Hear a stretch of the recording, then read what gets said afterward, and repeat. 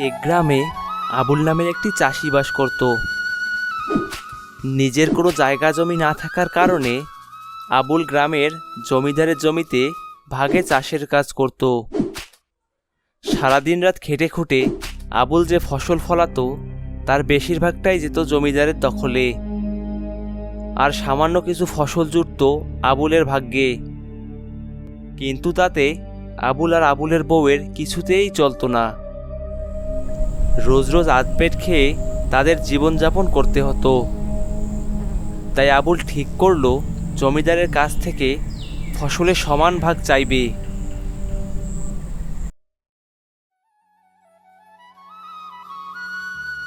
এই চল চল, এগুলো কাঁধে তোল, তাড়াতাড়ি চল। জমিদার বাবু, তা সব নিয়ে চলে যাচ্ছে যে, আমাকে আমার ভাগটা দিবেন না? ও হ্যাঁ হ্যাঁ হ্যাঁ, তোর ভাগ না, এই এই দেখ ভুলেই গেছি। তা নিজের ভাগটা নেওয়ার সময় তো আর ভুলেন না। এই দে দে, আবুলকে আর ভাগের সবজি দিয়ে দে।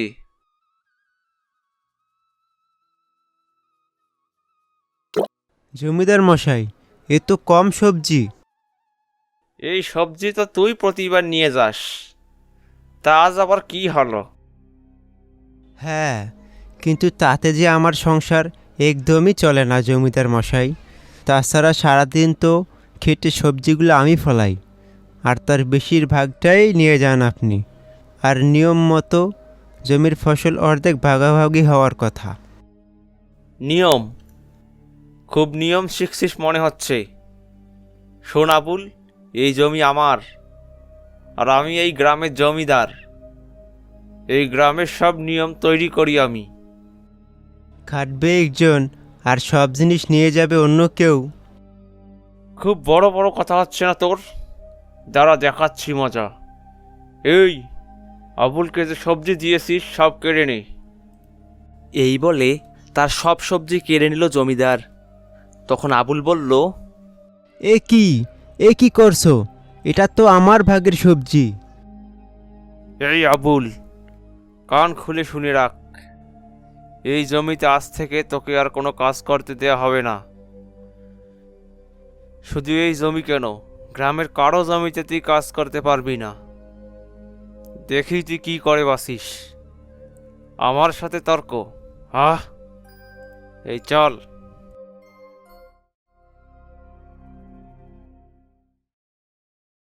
তার পরের দিন সকালে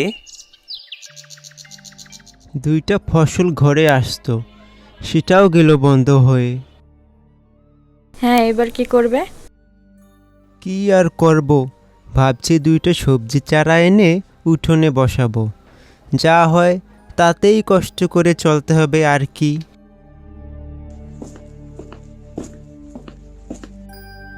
তারপর আবুলের বউ আবুলকে কয়টা টাকা দিয়ে বলল, অনেক দিন ধরে এই টাকা কয়টা জমিয়েছি, কাল এগুলো দিয়ে চারা কিনে এনো। হ্যাঁ, এই কয়টা টাকা আমাদের শেষ সম্বল।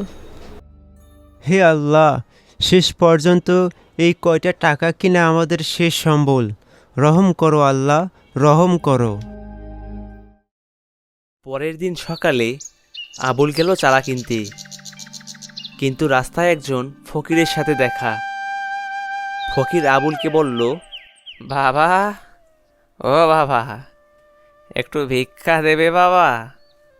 দুদিন হলো কিচ্ছু খাই না। ভিক্ষে? এই তো মুশকিলে ফেললে বুড়ো, আমার নিজেরই যে খারাপ অবস্থা। এই বুড়োটার ওপর একটু দয়া করো বাবা। এই যে এই টাকাগুলো আমার শেষ সম্বল, কি যে করি। দাও না বাবা, তুমি কিছু টাকা দিলে পেটে একটু ভাত পড়তো, পরানটা বাঁচতো। কি বলি বলো তো বুড়ো? ঠিক আছে, তোমার পরানটাই বাসুক। এই বলে আবুল টাকাগুলো দিয়ে দিল ফকিরকে। আল্লাহ তোমার রহম করুক। তা বাবা, তুমি আমায় তোমার সব টাকা দিয়ে দিলে, তার বদলে আমিও তোমায় কিছু দিতে চাই। আমার কাছে একটা টমেটোর চারা আছে, এটা তুমি নিয়ে যাও। এই বলে চারাটা আবুলকে দিয়ে চলে গেল। আবুল চারাটা নিয়ে বাড়ি ফিরে আসলো। হ্যাঁ, ভালোই করেছো। আমাদের না হোক, আমাদের জন্য অন্য কারো তো খিদে মিটলো। নাও, এবার টমেটো চারাটা মাটিতে পুঁতে ফেলো। তারপর আবুল টমেটো চারাটা মাটিতে পুঁতে ফেলার সাথে সাথেই অনেক বড় হয়ে গেল এবং সাথে একটা সোনার টমেটো হলো। এসব দেখে আবুল আর আবুলের বউ বলল, এ কি? সেটাই তো ভাবছি, এটা কি হলো? এটা কিসের টমেটো? এটা একদম সোনার মতো চকচক করছে। সোনা? তার মানে কি এই বুড়ো আসলে? এসব বলতেই হঠাৎ সেই ফকির এসে হাজির। তখন ফকির বলল, হ্যাঁ হ্যাঁ, আল্লাহ বিভিন্নভাবে মানুষের পরীক্ষা নেয়, এই কথা তো তোমরা শুনেই থাকবে।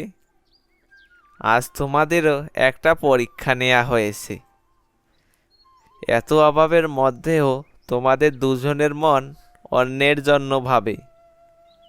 আল্লাহ তোমাদের উপর সন্তুষ্ট, তাই এই টমেটোর গাছ আল্লাহ তোমাদের উপহার দিয়েছে।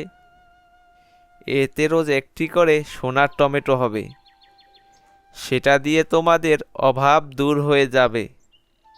তবে মনে রেখো, এই গাছ থেকে কেউ যদি জোর করে তুলে ফেলার চেষ্টা করে তাহলে কিন্তু প্রাণে মারা পড়বে।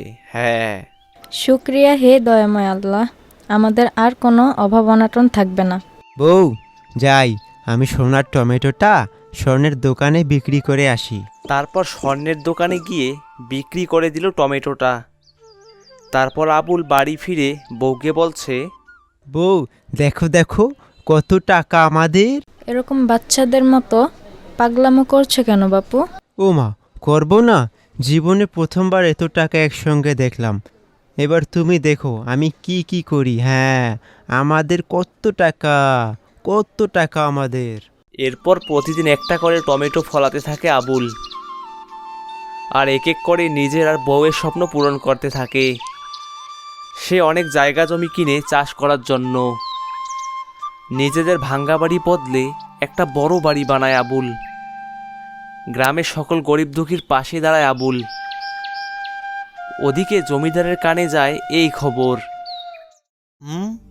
সোনার টমেটো বিক্রি করে আবুল গ্রামে বড়লোক হচ্ছে। না না, এটা তো হতে দেওয়া যাবে না। ওই সোনার টমেটো ফলানো গাছ আমার চাই। এই তুমি যাও তো, গিয়ে ওটাকে ধরে নিয়ে এসো। তারপর জমিদার এক লোক হয়ে গেল আবুলের বাড়িতে, গিয়ে বলল, আবুল, আবুল, এই বেটা আবুল। কি হয়েছে? কি হয়েছে? এত চিৎকার করতেছো কেন? আহা, গলায় বেশ তেজ হয়েছে দেখতে পাচ্ছি। চল চল, তোকে জমিদার মশাই এক্ষুনি ডেকে পাঠিয়েছে, চল। তোমার জমিদার মশাইরে গিয়ে বলো যার দরকার সে যেন এসে দেখা করে। আমি কোথাও যেতে পারবো না। কি এত কথা? জানিস জানিস আমি তোকে।